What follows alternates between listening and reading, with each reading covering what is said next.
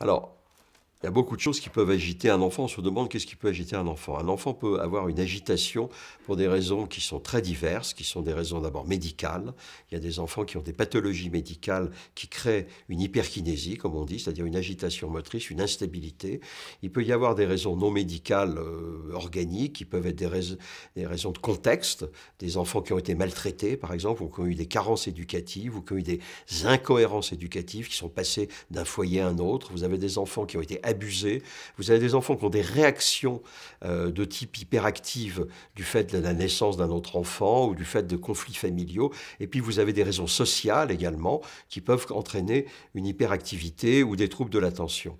Donc on ne peut pas répondre de façon simpliste à ce qui agite un enfant. Mais il est bien évident que, comme je l'ai dit, même si le TDAH n'est pas validé scientifiquement, c'est une construction sociale.